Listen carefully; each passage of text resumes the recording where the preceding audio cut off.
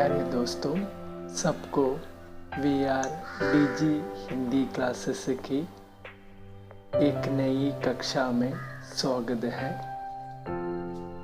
दोस्तों, हमने अक्षर से बने छोटे छोटे शब्द आदि पढ़ चुके हैं।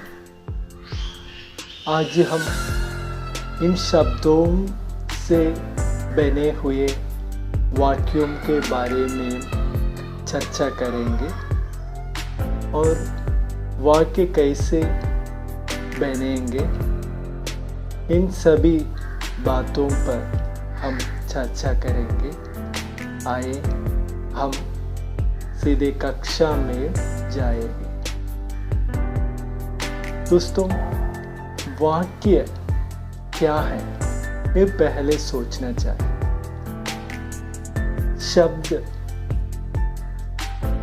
शब्द भी दो प्रकार के होते हैं, अर्थयुक्त शब्द और अर्थविहीन शब्द।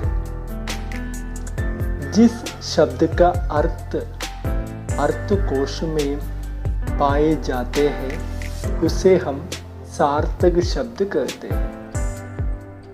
लेकिन कुछ ध्वनियम ऐसे होते हैं, इस ध्वनियों का अर्थ किसी शब्दकोश में नहीं होते, इसे निरर्थक शब्द कहते हैं। वर्णों के एक समूह को हम शब्द कहते हैं, है ना। वर्णों के एक समूह को हम शब्द कहते हैं। और ऐसे है तो वाक्य क्या होगा? हाँ, अर्थयुक्त शब्दों के समूह को हम वाक्य कहते हैं। समझ में आया? अर्थयुक्त शब्दों के समूह को हम वाक्य कहते हैं। उदाहरण के लिए, राम आम खाया, इस वाक्य है यह। इसमें शब्दों का एक मिलाव है, शब्दों से यह वाक्य मिला है या बना है। പ്രിയ കൂട്ടുകാരെ, ഏവർക്കും VRDG ഹിന്ദി ക്ലാസ്സസിലെ പുതിയൊരു ക്ലാസ്സിലേക്ക് സ്വാഗതം. നമ്മൾ അക്ഷരങ്ങൾ പഠിച്ചു. അക്ഷരങ്ങൾ പഠിച്ചതിന് ശേഷം ചെറിയ ചെറിയ വാക്കുകൾ നമ്മൾ പരിചയപ്പെട്ടു. ഇന്ന് നമുക്ക് ആ വാക്കുകൾ ചേർത്ത് എങ്ങനെ വാക്യമുണ്ടാക്കണം, വാക്യത്തിൻ്റെ നിർമ്മാണം എങ്ങനെയാണ് എന്നുള്ള കാര്യങ്ങൾ നമുക്ക് ചർച്ച ചെയ്യാം. വർണ്ണങ്ങളുടെ, അക്ഷരങ്ങളുടെ ഒരു സമൂഹമാണ് വാക്ക്. എല്ലാവർക്കും ഇതറിയാം. അക്ഷരങ്ങളുടെ ഒരു സമൂഹത്തിനെ നമ്മൾ വാക്കുകൾ എന്ന് പറയുന്നു. അങ്ങനെയാണെങ്കിൽ വാക്യം എന്തായിരിക്കും? ഒന്ന് ചിന്തിച്ചു നോക്കൂ. അതെ, വാക്കുകളുടെ ഒരു കൂട്ടം അല്ലെങ്കിൽ സമൂഹത്തെ നമ്മൾ വാക്യങ്ങൾ എന്ന് പറയും. എങ്ങനത്തെ വാക്കുകളുടെ കൂട്ടമാണ്? വാക്കുകൾ തന്നെ അർത്ഥമുള്ളതുണ്ട്, അർത്ഥമില്ലാത്തതുണ്ട്. എന്താണ് സാർത്ഥക വാക്യങ്ങൾ, അർത്ഥമുള്ള വാക്യങ്ങൾ, അർത്ഥമുള്ള വാക്കുകൾ എന്ന് പറഞ്ഞാൽ എന്താണ്? ഒന്ന് ചിന്തിച്ചു നോക്കൂ. അതെ, ആ വാക്കുകളുടെ അർത്ഥം നമ്മൾ ഏതെങ്കിലും ഡിക്ഷണറിയിൽ നോക്കുകയാണെങ്കിൽ അർത്ഥം കിട്ടുന്നുവെങ്കിൽ അതിന് അർത്ഥമുള്ള വാക്ക് എന്ന് പറയും. നമ്മൾ തന്നെ ഡെയിലി ഏതെല്ലാം വാക്കുകൾ ഉപയോഗിക്കുന്നു? ഈ വാക്കുകൾക്ക് എല്ലാത്തിനും അർത്ഥമുണ്ടോ? ഇല്ല. അപ്പോൾ അർത്ഥമുള്ള വാക്കുകൾ, അവയാണ് സാർത്ഥക ശബ്ദം അല്ലെങ്കിൽ സാർത്ഥകമായ അർത്ഥമുള്ള വാക്കുകൾ. അപ്പോൾ അർത്ഥമുള്ള വാക്കുകളുടെ ഒരു കൂട്ടത്തെയാണ് നമ്മൾ വാക്യം എന്ന് പറയുന്നത്. ഇന്ന് നമുക്ക് വാക്യ എങ്ങനെ ഉണ്ടാക്കാം എന്നുള്ള കാര്യമാണ് നമ്മൾ മനസ്സിലാക്കുന്നത്. ഉദാഹരണത്തിന് ഒരു വാക്യം ഞാൻ പറയാം. രാം ആം ഖായ, രാമൻ മാങ്ങ തിന്നു. ഇതൊരു അർത്ഥയുക്ത വാക്യമാണ്. और हम वाक्य के घटना पर चर्चा करें तो एक वाक्य में एक कर्ता होते हैं, कर्म होते हैं और क्रिया होते हैं. इन तीनों होते हैं. നമ്മുടെ ഇന്ത്യയിലെ വാക്കുകൾ, അതായത് മലയാളം ആയിക്കൊള്ളട്ടെ, ഹിന്ദി ആയിക്കൊള്ളട്ടെ, ഏത് ഇന്ത്യൻ ഭാഷയിലുള്ള വാക്യങ്ങൾ എടുത്തു നോക്കൂ. അതിൻ്റെ ഘടന എങ്ങനെയാണ്? കർത്താവ്, കർമ്മം, ക്രിയ. ഇത് മൂന്നും ഉണ്ടെങ്കിൽ മാത്രമേ നമുക്കൊരു വാക്യം ഉണ്ടാക്കാൻ സാധിക്കുകയുള്ളൂ. നേരത്തെ നമ്മൾ പറഞ്ഞ ഉദാഹരണം തന്നെ എടുക്കാം നമുക്ക്. രാം ആം ഖായ. ഇതിൽ രാമൻ കർത്താവാണ്, ആം മാങ്ങ കർമ്മമാണ്, ഖായ ക്രിയയാണ്. അപ്പോൾ കർത്താവ്, കർമ്മം, ക്രിയ ഇവ മൂന്നും ചേർന്നതാണ്. ഇവ മൂന്നും ചേർന്ന ഒരു ശബ്ദങ്ങളുടെ ഒരു സമൂഹം, അതിനെയാണ് വാക്യം എന്ന് പറയുന്നത്. അപ്പോൾ ഈ കാര്യങ്ങൾ നിങ്ങൾ മനസ്സിലാക്കണം. ഇനി നമുക്ക് वाक्य के अवयव के बारे में चर्चा करेंगे तो वाक्य के प्रमुख रूप से दो अवयव होते हैं, उद्देश्य और विधेय. ഇപ്പോൾ വാക്യത്തിൻ്റെ അവയവങ്ങളെ പറ്റി നമ്മൾ മനസ്സിലാക്കുകയാണെങ്കിൽ വാക്യത്തിന് പ്രധാനമായും രണ്ട് അവയവങ്ങളുണ്ട്, ഉദ്ദേശ്യവും ഓർ വിധേയ്. ഉദ്ദേശ്യവും ഒരു വിധേയും. എന്താണ് ഉദ്ദേശ്യം? എന്തിനെ പറ്റിയാണോ പറയുന്നത് അതിനെയാണ് ഉദ്ദേശ്യം എന്ന് പറയുന്നത്.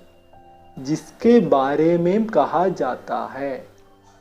എന്തിനെ പറ്റിയാണോ പറയുന്നത് അതിനെയാണ് ഉദ്ദേശ്യം എന്ന് പറയുന്നത്. വിധേയ് എന്ന് പറഞ്ഞാൽ രണ്ടാമത് വരുന്നതാണ്.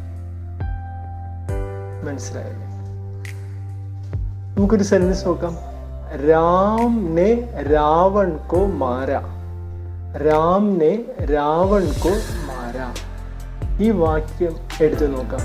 ഈ വാക്യത്തിൽ രാം നെ രാവൺ കോ മാര. ഇവിടെ രാമനാണ് പ്രാധാന്യം. അപ്പോൾ രാമന് പ്രാധാന്യം കൊടുക്കുന്നു. രാമൻ രാവണനെ കൊന്നു. ഈ സെന്റൻസിൽ രാമന് പ്രാധാന്യം കൊടുക്കുന്നു. അതിനെയാണ് ഉദ്ദേശ്യം എന്ന് പറയുന്നത്. ബാക്കി രണ്ടാമത് വരുന്നതാണ് വിധേയ് എന്ന് പറയുന്നത്. മനസ്സിലായ കൂട്ടുകാർക്ക്? അപ്പോൾ ഇതേ ഉള്ളൂ. വാക്യ എന്ന് പറഞ്ഞാൽ എന്താണ്? ഒന്നും കൂടി നമുക്ക് ചിന്തിക്കാം. वाक्य अर्थयुक्त शब्दों के समूह को हम वाक्य कहते हैं.